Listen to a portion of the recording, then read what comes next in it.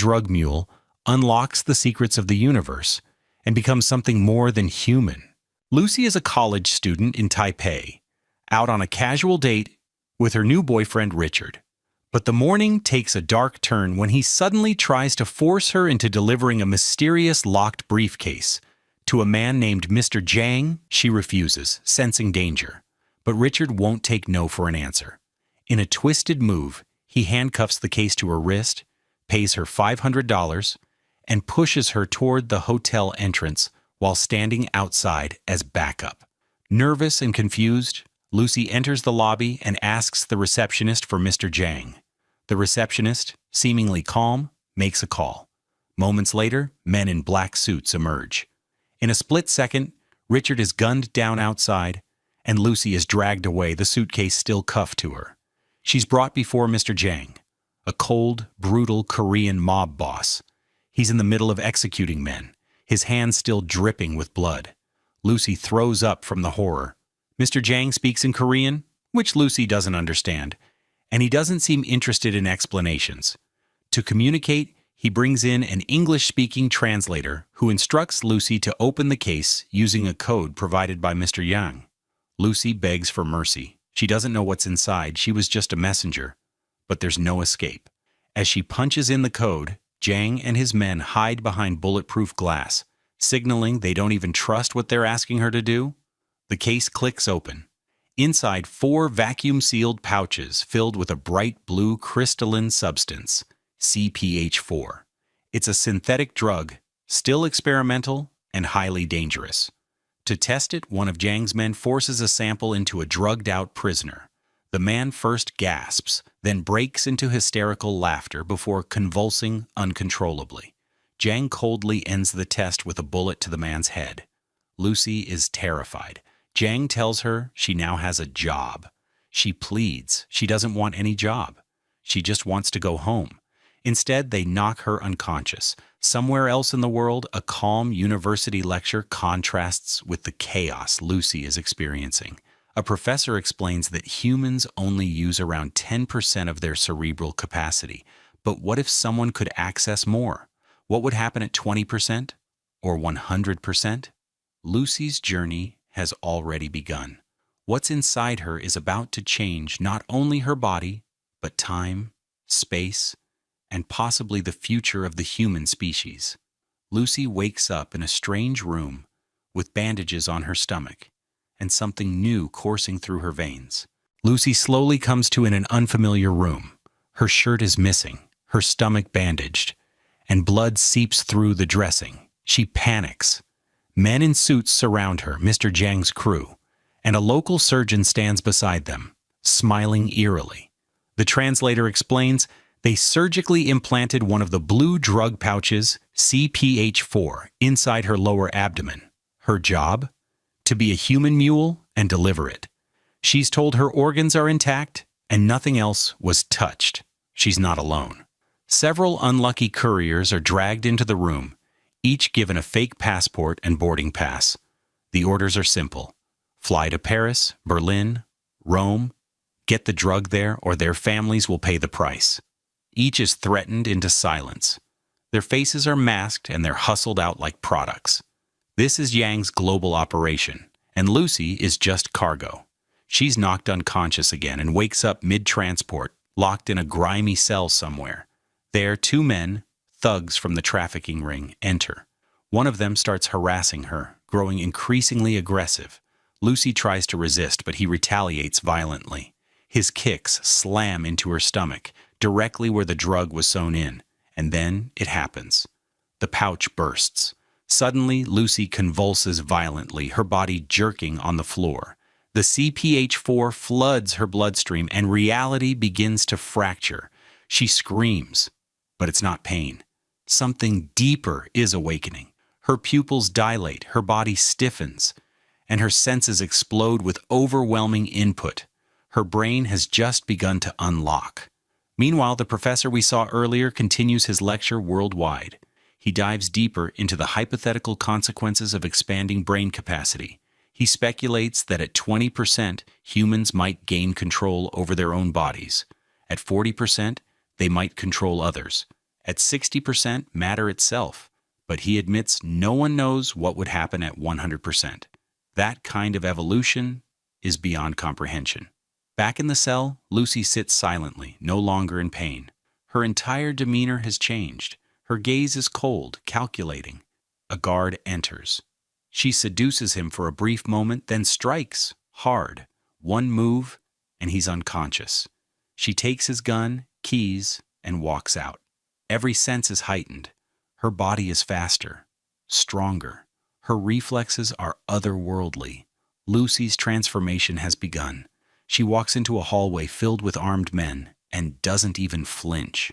With unshakable confidence, Lucy strides into the hallway where several armed guards stand between her and freedom. But she doesn't hesitate. In seconds, she dispatches them with surgical precision. Flawless, effortless. It's not adrenaline, it's evolution. Once outside, she calmly searches for a way to get to a hospital. Two taxi drivers bicker nearby. She asks one if he speaks English. When he says no, she coldly shoots him in the leg. The second one nods quickly. She shoves the gun in his direction and tells him to drive. He doesn't ask questions. As they speed toward the hospital, Lucy's senses go haywire. She begins hearing conversations from blocks away. Phone calls, murmurs, whispers. It's as if her mind is tapping into all the electromagnetic chatter around her. She can filter through signals and isolate voices. The boundaries of human perception are melting. Inside the hospital, she storms into the operating room mid-surgery. The doctors panic, telling her to get out. But she's calm and direct. She looks at the patient on the table, scans his body, and within seconds, declares him beyond saving. There's a tumor in his cortex that has already invaded the spine. She ends his life painlessly. The doctors stare in horror. Then she points to herself and demands surgery. Now. The drug inside her is leaking, and she needs it removed. She refuses anesthesia, lying down on the table like she's checking into a hotel. As the surgery begins, Lucy picks up the phone and calls her mother. What she says is unworldly. She calmly tells her mom she can feel everything: gravity, the pull of the earth, the heat of her blood, the friction of her atoms. She says she remembers everything, including her own birth. Her mother is speechless. Lucy describes breastfeeding, her first breath, and every childhood moment. She speaks with robotic clarity, yet crushing emotional weight. The doctors remove most of the remaining CPH4, leaving about 500 grams in her body. One of them is still in awe. He admits the compound is something a mother's body only produces in trace amounts during the 6th week of pregnancy, enough to give a fetus the energy to grow bones.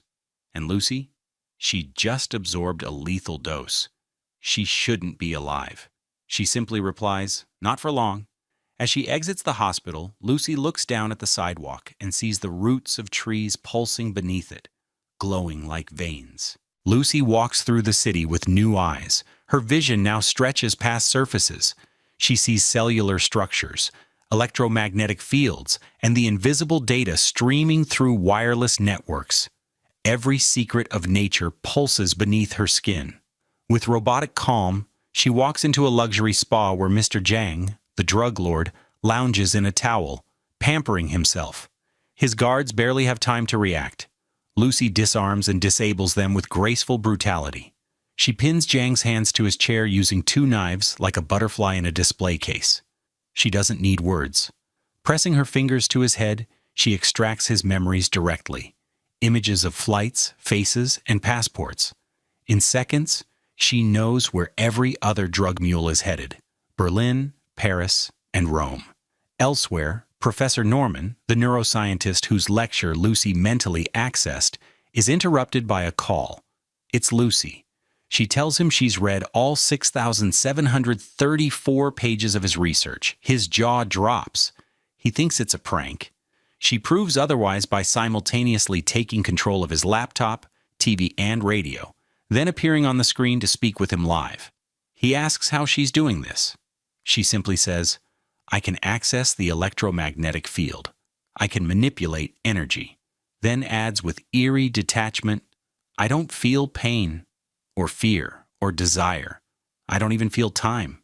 She tells Norman her cells are reproducing knowledge faster than she can retain it. She feels she's dying.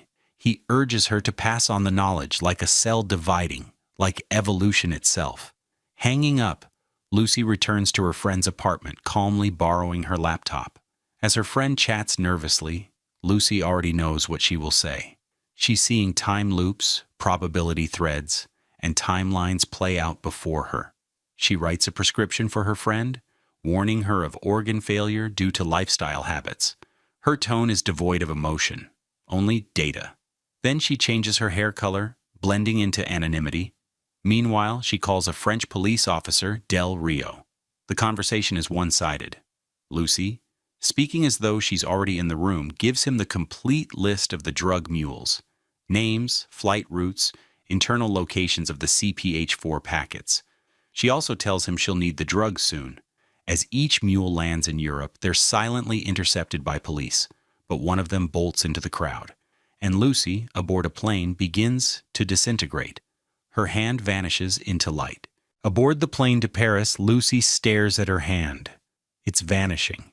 Not metaphorically, her fingers are literally dissolving into particles. Champagne glass still in hand, she runs to the restroom, staring into the mirror as strands of her hair float away like ash. Her molecules are no longer obeying gravity. She's becoming something else entirely.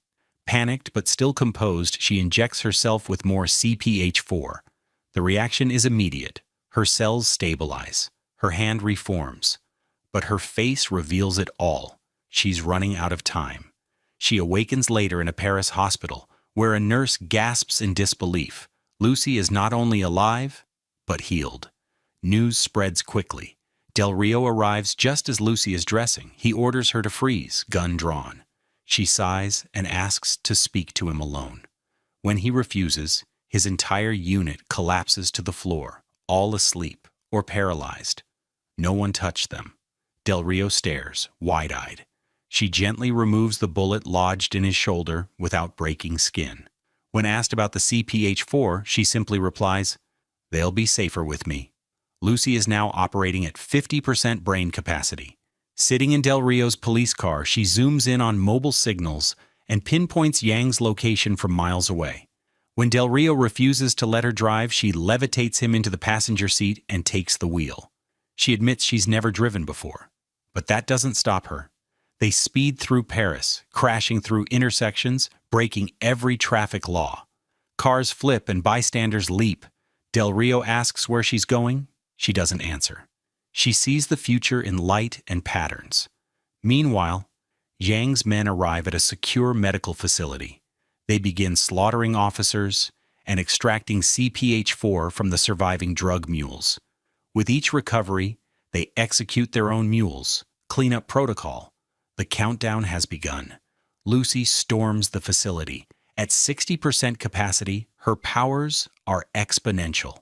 She walks calmly as bullets freeze midair, tumbling to the floor like harmless raindrops. With a wave of her hand, she knocks men unconscious. She takes the retrieved CPH-4 and then performs the final extraction herself. Before leaving, she turns to Del Rio. "You should come," she says, and plants a kiss on him. He follows her out. They're headed to the university to meet the professor, to unlock everything.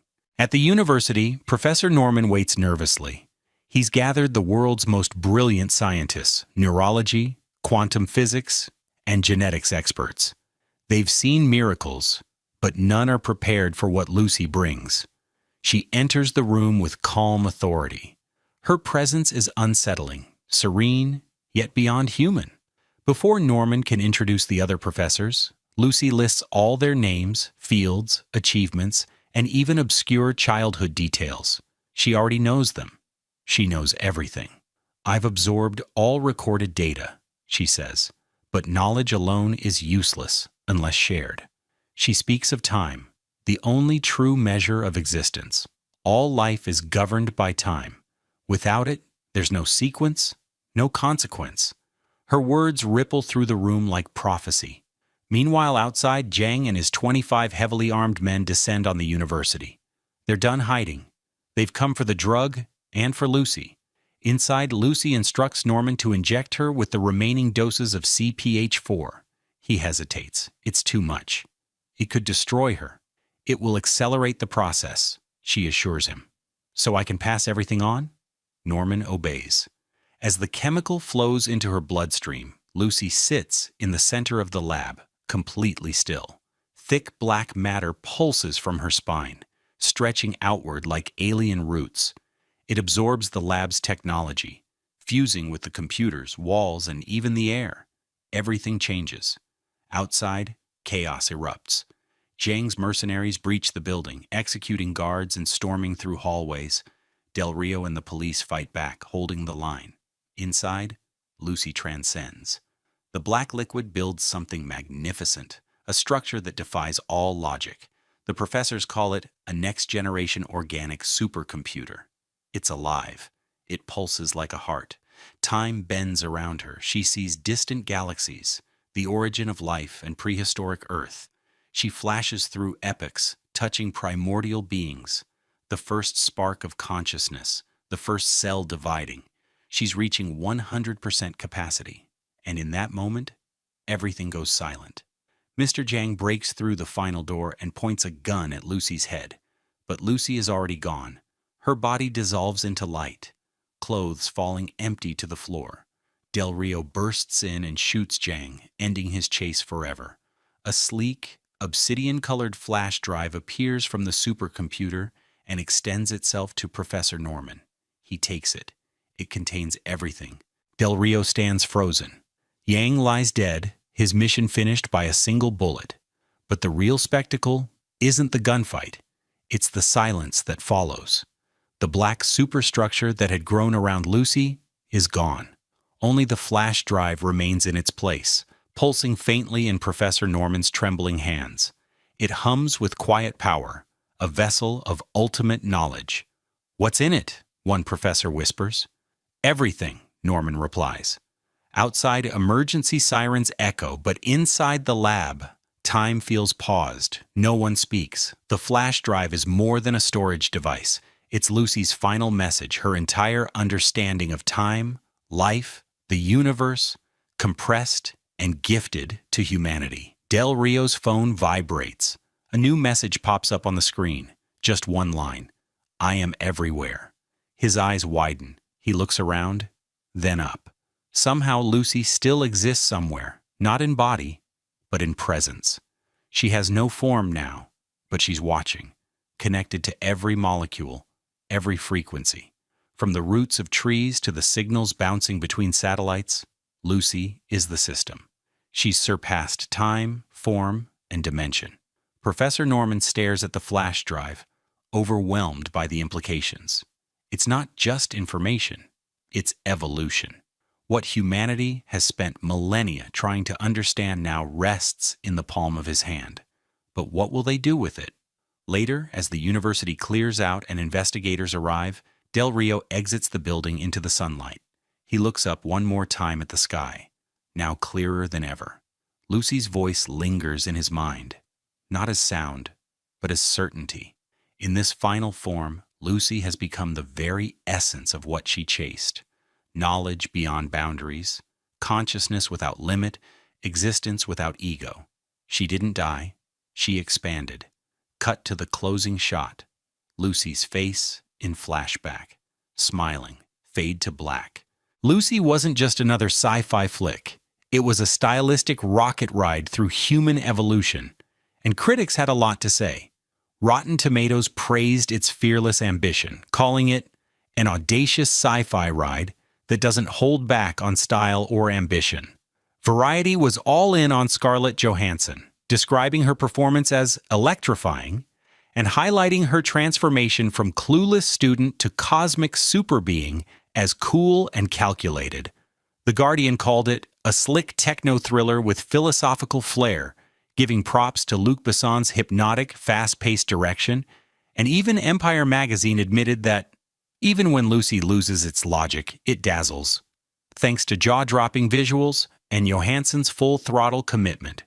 Meanwhile, IMDb users couldn't get enough of the film's non-stop pacing and bold take on evolution, proving it wasn't just critics who were intrigued. Director Luc Besson built the entire story around the myth that humans only use 10% of their brains.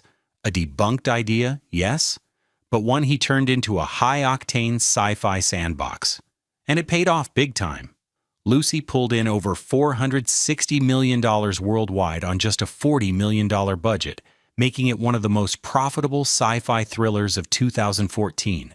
Not bad for a film that dares to ask, what if we unlocked 100% of the brain? Lucy isn't just a sci-fi thriller, it's a bold meditation on human potential and the boundaries of existence. What begins as a terrifying ordeal transforms into a journey of transcendence. Through the lens of neuroscience and action-packed sequences, we watch Lucy evolve from an ordinary woman into something timeless, something beyond understanding. At 100% brain capacity, Lucy doesn't gain control. She gains perspective. She becomes the message, the code, the answer. And maybe the scariest part? The realization that we might not be ready for the knowledge she leaves behind. If this story gripped you, made you question reality, or entertained you, consider subscribing. We've got more mind-bending recaps coming your way.